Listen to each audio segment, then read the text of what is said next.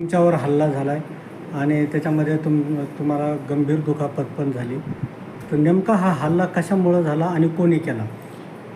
याचा विषय असा आहे की मार्च 2025 पासून मी शहरातल्या अंमली पदार्थ आणि राशनच्या गैरव्यवहाराबाबत शासनाकडे मोठ्या प्रमाणावर पाठपुरावा करणं सुरू केलेलं होतं. हा जो काही घोटाळा गोरगरिबांच्या तोंडातलं अन्न आणि जी शहरातली भावी पिढी खराब करणं चालू आहे, या संदर्भामध्ये वारंवार शासनाशी पत्रव्यवहार करून आदरणीय लाडके मुख्यमंत्री माननीय देवाभाऊ फडणवीस यांच्याकडे हट्ट धरून बसलो होतो की शहरामध्ये हे काम पूर्णपणे नायनाट करण्यासाठी आणि पूर्णपणे बंद करण्यासाठी ताकद द्यावं.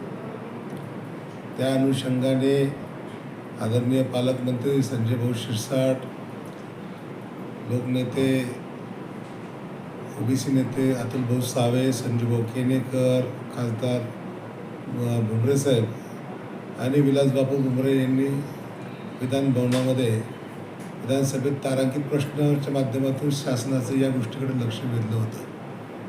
त्याच अनुषंगाने हे सगळ्या गोष्टी चालू होत्या. फक्त हा जो हल्ला झाला आहे, हा हल्ला पूर्वनियोजित होता. मी ज्या ठिकाणी माझं जे फार्म हाऊस आहे त्या ठिकाणी मी वाचन आणि लेखन करण्यासाठी तिथे एकांता म्हणून मी जात असतो. ही या लोकांनी माझ्यावर 6 महिन्यापासून पाळत ठेवून हा सगळा पूर्वनियोजित कट केला आहे. माझ्यावर पाळत ठेवल्या जाते, माझ्या मागे लोक फिरत आहेत. मुंबई पोलीस आयुक्त, पुणे पोलीस आयुक्त, ठाणे पोलीस आयुक्त, छत्रपती संभाजीनगर पोलीस आयुक्त, छत्रपती संभाजीनगर पोलीस अधीक्षक या सर्वांना आणि पोलीस महासंचालकांना मी वारंवार पत्राद्वारे गाड्या नंबरसहित तक्रारी केलेल्या होत्या. शेवटी प्रशासनाच्या हलगर्जीपणामुळे या लोकांनी डाव साधला आणि 15 ते 16 मुस्लिम पोरांनी जे आहे, जे की पूर्णपणे बटन आणि नशा केलेली पोरं होती.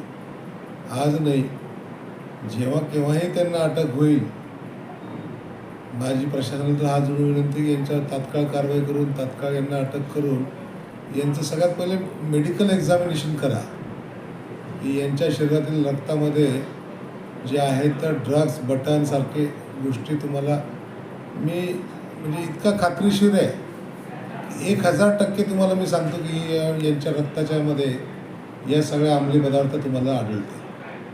आणि या अंमली पदार्थांच्या विरोधात मी जी मोहीम उघडली होती म्हणून या लोकांनी माझ्यावर जो आहे तो हल्ला केला.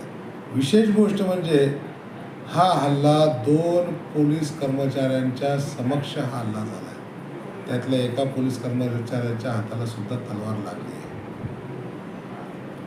आता शहराची एवढी बिकट परिस्थिती आज निर्माण झाली आहे की या नशेखोरांच्या चक्करमध्ये आपण संभाजीनगर आपलं कुठं नेऊन ठेवतोय हेच अजून सर्वसामान्य जनतेला आणि नेत्यांना कळत नाही आहे. म्हणून माझी विनंती अशी सगळ्यांना आहे की या नशेखोरांच्या विरोधात आणि विक्री करणाऱ्यांच्या विरोधात मोठ्या प्रमाणावर जन अभियान हे राबवलं जाणं ही आता काळाची गरज ठरली आहे.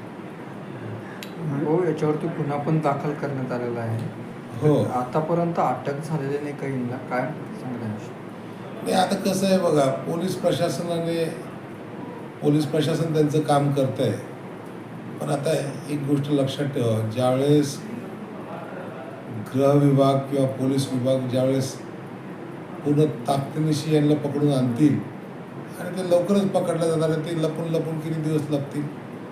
एक गोष्ट लक्षात ठेवा, मुल्ला की दौड कुठलं राहती, मस्जिद लोक, आणि यांची दौड कुठलं राहणार आहे, कुठं ना कुठं तरी त्यांची ठिकाणे मिळतील. आणि निश्चितपणे मला पोलीस अधीक्षक, पोलीस आयुक्त आणि विशेष पोलीस महानिरीक्षक स्पेशल IGP साहेबांनी तिघांनी मला आश्वस्त केलं आहे विविध प्रतिनिधीच्या माध्यमातून की ते लवकरच पकडले जातील आणि त्यांच्यावर मोठ्या प्रमाणे आम्ही कठोरातली कठोर कारवाई करू म्हणून. नाही, आता तुमच्यावर हल्ला झाला आहे, त्याच्यात गुन्हा पण दाखल झाला आहे, पण पोलिसांनी अजून त्यांना आरोपींना अटक केली नाही असंही कळतं आहे. तर आता पुढची भूमिका काय असणार आहे तुमच्या? हे बघा, मी तर लढत राहणार, लढतोय. गेल्या 30 वर्षापासनं समाजाच्या विविध प्रश्नावर आवाज उचलतोय आणि माझ्या मते हा सर्वात मोठा ज्वलंत विषय आहे. आणि लोकशाहीच्या देवाभाऊंच्या या शिवशाही सरकारमध्ये ही निजामशाही आम्ही बिलकुल खपवून घेणार नाही. आम्ही यांच्या माध्यमातून पुढच्या पिढ्या आमच्या खराब होऊ देणार नाही. त्यासाठी बेहतर आहे, एका हल्ल्याने मी त्यांना वाटत असेल की मी घाबरून जाईल, मी घरात बसेल, मी करणार नाही. परंतु आता मी डॉक्टरांच्या सल्ल्यानुसार जेव्हा केव्हाही बरा होईल, त्यानंतर मी पहिल्यापेक्षा चौपट ताकदीने मी यांचे विरोध करायला रस्त्यावर उतरलो. काय सांगाल त्याबद्दल? तुम्ही त्यांची चौकशी पण करून आले. खरं तर अत्यंत निंदनीय घटना आहे. अंकुश गटकाळ या बंधूंवर ज्या पद्धतीने अमानुषपणे हल्ला, जवळपास 25 जणांच्या टोळीने, ज्या टोळीमध्ये नशेत गर्द असणाऱ्या अफू गोळ्या खाणारी लोक ही एक टोळी आहे. आणि यांनी जे हिंदू धर्माचे ताकद आहे, हिंदू धर्मासाठी धार्मिकतेने काम करतात, अशा लोकांवर हल्ला करण्याचं काम चालू केलेलं आहे. निश्चितपणे येणाऱ्या या छत्रपती संभाजीनगरकरता ही धोक्याची घंटा आहे. आणि त्यामुळं पोलिसांना सतर्क करण्याचं काम आम्ही केलं की आपल्या डोळ्यादेखत जर हे इतके हिंमत करत असतील तर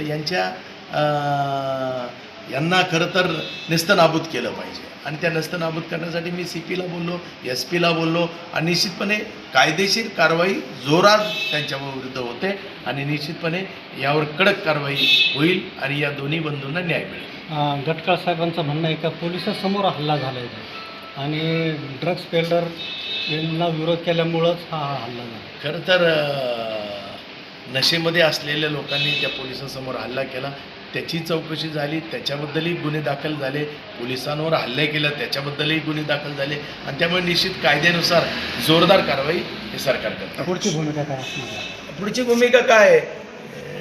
चुकीला माफी नाही आहे, नेस्तनाबूत करू या सगळ्या लोकांना.